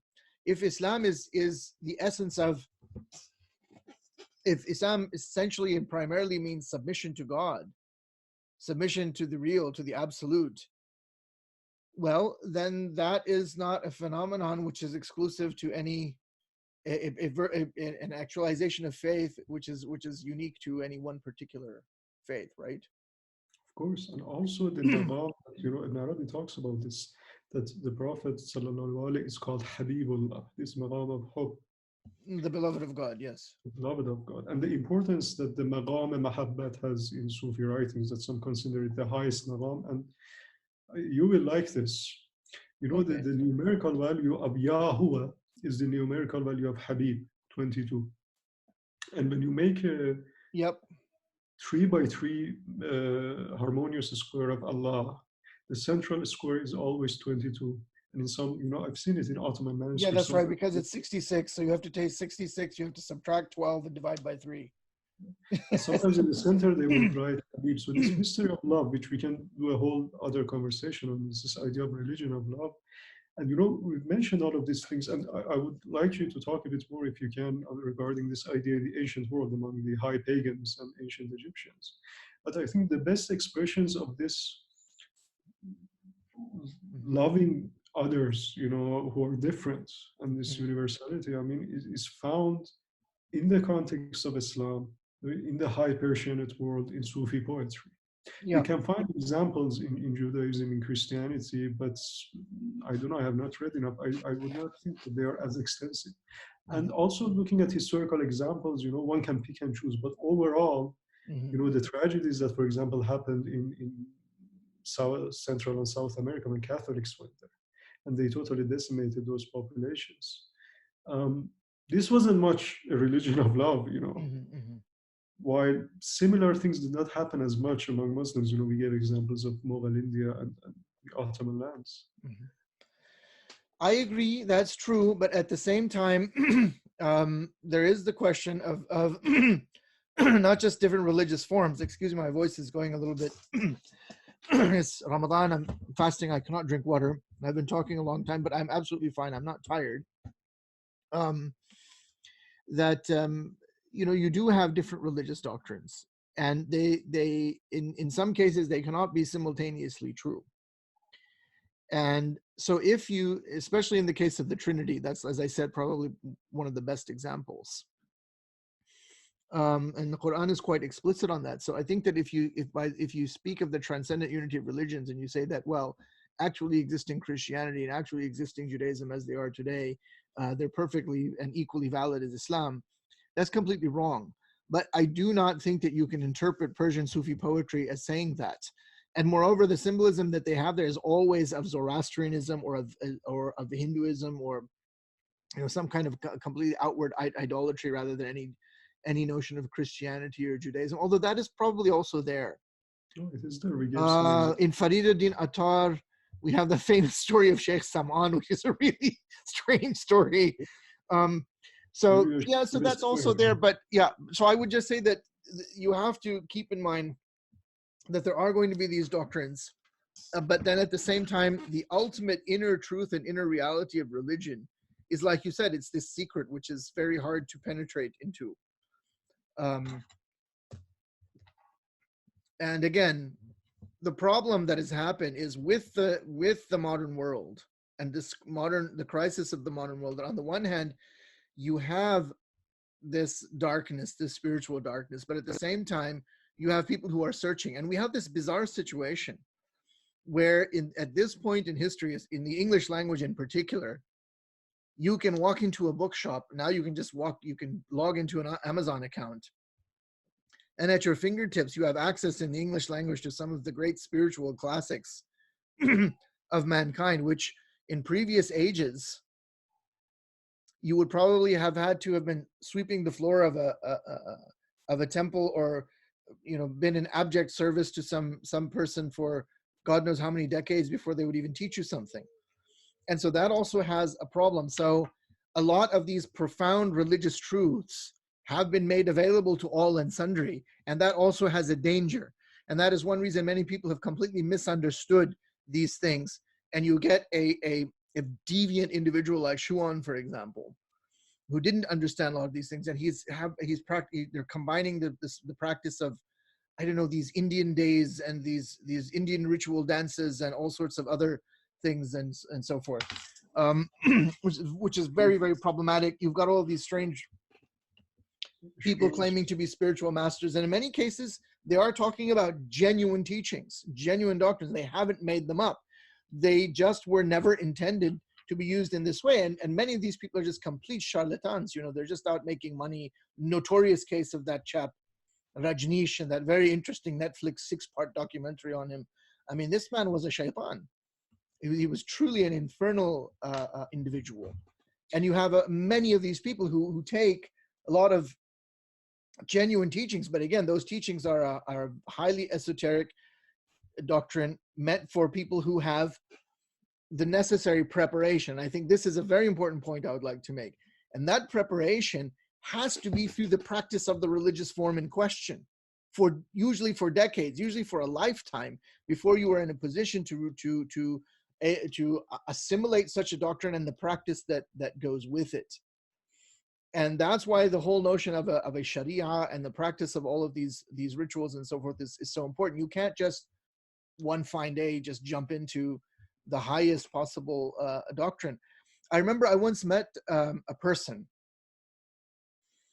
who was aware of some of these things, and they asked me a question about some very recondite spiritual matters. And I said, well, that's, it's very interesting of you to ask this. Are you a Muslim? And they were sort of wishy-washy about their answer. And I said, well, if you are a Muslim, and then they sort of admitted that they sort of had converted to Islam some years ago.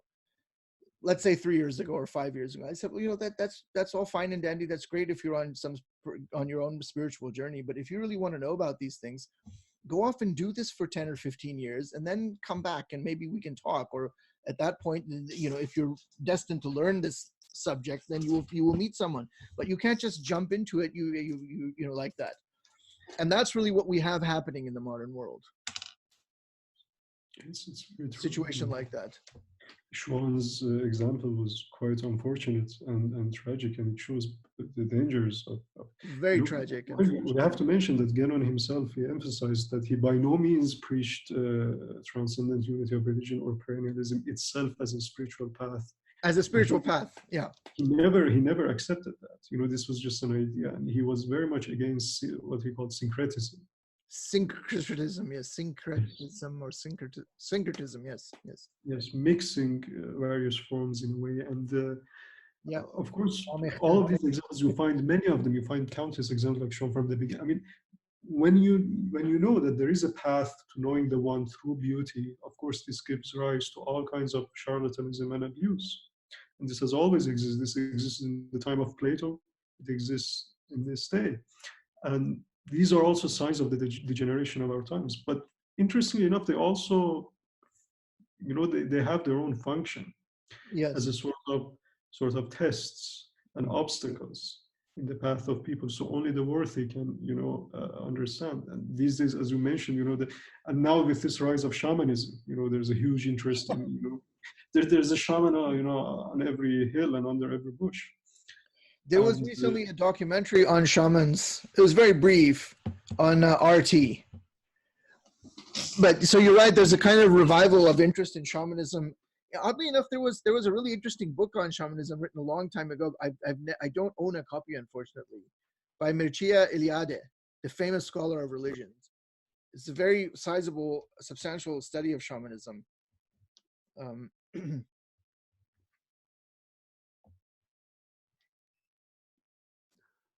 And of course, now we have we have had for a long time, this drive for ecumenicalism, for one world religion. And of course, Guénon and traditions, they never preach that. That is something totally different. That is a very interesting point. This notion of one world religion, the World Religion Initiative, and these sort of things. I think this is something which Guénon definitely wrote about. He didn't get too much into it, and mind you, there are significant differences between the two men. But Evola also writes about what we call the counter tradition, the anti-tradition. Now, of course, he has different things to say on it, and this isn't a discussion of Evola, but Guénon talks about the appropriation, I suppose is the word, of religious symbols and religiosity, and the appropriation, and then there's subversion into, and they're being manufactured into a kind of counter tradition, and then the final stage is to be of an anti-tradition. I call it, and this is my own formulation, Guénon didn't use this word, I call it the faith of unbelief. In as much as this modern kind of secular worldview and institutions, they aren't really a religion, but they are functionally equivalent to one. And they have their rituals, they have their priesthood, and they have their own demands, and if you do certain things, they have their own inquisition as well. So, I would have liked to discuss these ideas from the ancient Greek Platonic perspective, but you seem rather tired. Yeah, I think maybe we can. We've wandered a little further from Guénon than we had anticipated, but I do think all of this is connected.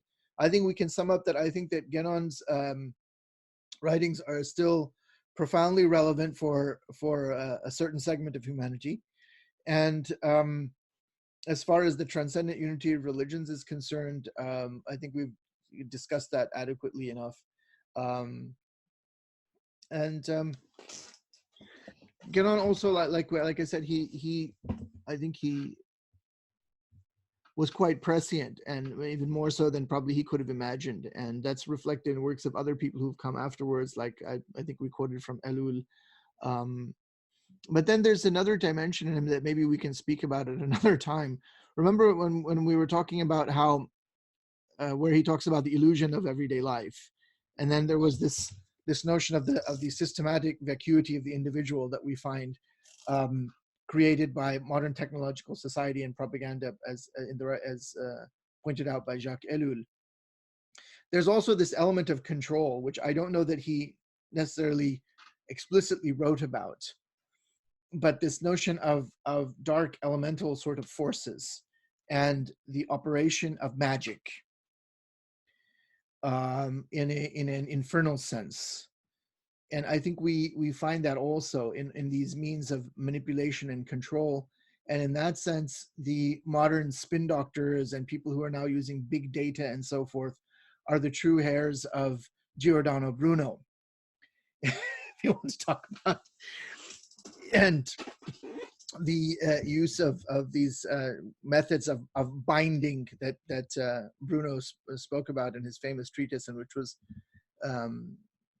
very masterfully studied in Culianu's work, Eros and what is it called? Eros and Magic in the Renaissance. Eros and Magic in the Renaissance. That's right. I think I have the book here somewhere. Compares it. Yeah, Eros and Magic in the Renaissance by Culianu. Yeah. Forward by Mircea Eliade. Yeah. Yeah, Machiavelli's Prince was the sort of exoteric doctrine, but Giordano Bruno's On the Bonds in General, which is the English translation. That's correct. Yeah. The bonds. Yeah. I have the Cambridge University edition of that. So I think there's ample material to discuss another time. We also spoke about the Kali Yuga. That's also worth investigating further. The traditional doctrine of cycles. We just mentioned Eliade. Eliade has a famous book called The Myth of the Eternal Return. That's a very interesting book as well. Kumar also wrote Time and Eternity. What is that? Religion of love itself, I think, deserves a whole program we can do. Religion of love is something, mazhab ishq is something we could also talk about in the future. And this idea of Sophia itself, wisdom itself, from the ancient Greek world to the Yes, later, right? yes. I think that is, I do think that is something that Guénon neglected, and to the same degree that he was mistaken on Buddhism. And I think that that was brought out quite well by this other very interesting traditionalist writer. He died when he was, I think, only in his 40s. He was Lithuanian. I really don't know how to pronounce his name. Algis is fine, but Ujdavanish or Uzdavanish, I'm not sure how his last name is to be pronounced. Very interesting writer. And he was a scholar of Greek, and he has, he's written on Plotinus, he's written on the Platonic tradition. And that's kind of hard to believe with Guénon, that, is it possible that he was not aware of the writings of Thomas Taylor and these other great, Taylor is someone whom Uzdavanish speaks very highly of, rightly so, mind you. Well, Guénon, it's one thing to read the books, but the more I read the actual classical works of ancient civilizations, I'm surprised how much he was to the point, particularly in interpretation of symbols. He wasn't. It's very different reading him than reading Jung or Campbell. He's quite on the point. When he discusses meanings. Yeah, you're absolutely right. I think Jung is completely. I really don't understand. He has his place. He has his place, but I really think, but you're right. And Joseph Campbell is more interesting. But Guénon's Symbols, a book on symbols, is really, really a classic. Stands on its own. One cannot expect one man, to know everything and talk of everything. But as no, you said, one cannot. Al-kamal lillah wahdahu wal-ismatu li ahliha. But this idea of wisdom, to also to conclude. Yes. A couple of interesting things. It goes back to the Ottomans. It's always interesting. People, I don't know how many people stop and think that, yes, they converted Hagia Sophia to a mosque, but they never changed the name. The name remained Hagia Sophia, the supreme, the high wisdom. That's right. And as you know, some Muslim writers, like Biruni himself, they say that the very word Sufi actually comes from Sophia, from Greek, which is quite proper. Yes. In any sense, they are similar. But not only the name of that temple was not changed, the mosaics inside, which show, Maryam alayha salam and Isa, they were not covered until about 200 years later. And they weren't destroyed, they were just plastered over. That's right. And even towards the end of the Ottoman period, during the reign of Sultan Abdulaziz, they removed the plaster, they restored them, they put them back.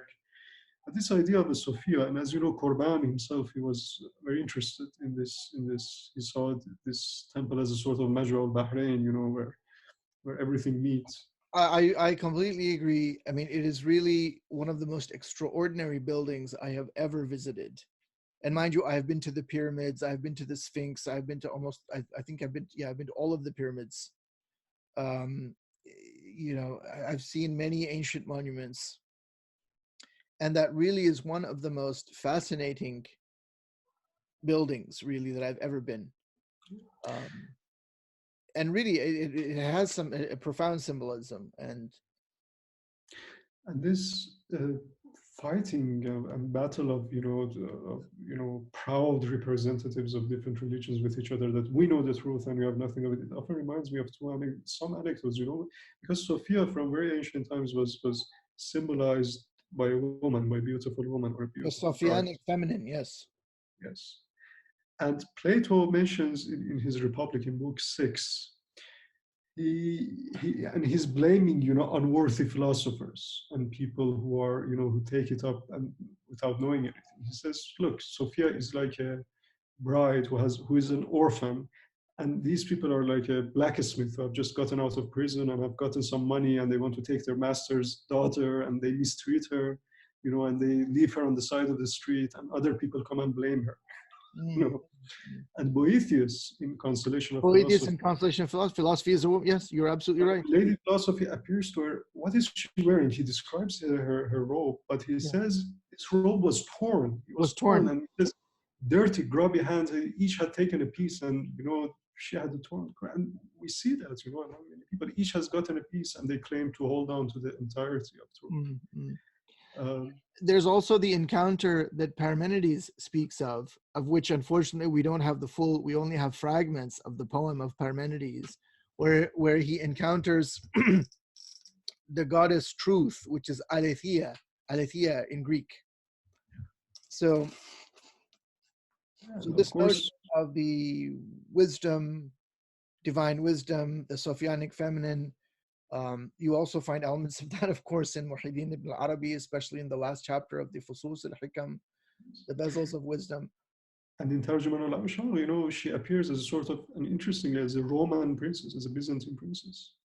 And when you read Guénon, you know, you cannot pinpoint him as a Muslim or as a Christian. You know, there's another verse, he says, قَدْ أَعْجَزَتْ كُلَّ عَلَّامٍ بِمِلَّتِنَا. She has, you know, baffled everyone of our community. No one can properly explain. And of course, wisdom itself, you know, the saddest thing is the abuse that wisdom suffers. True philosophy, through metaphysics, suffers at the hands of unworthy people. And Schuon himself, you know, we know what he did regarding that aspect. Well, true wisdom in this age, in this spiritual wasteland of our time, in the Kali Yuga, has become as rare as red sulfur. And I think here we will conclude.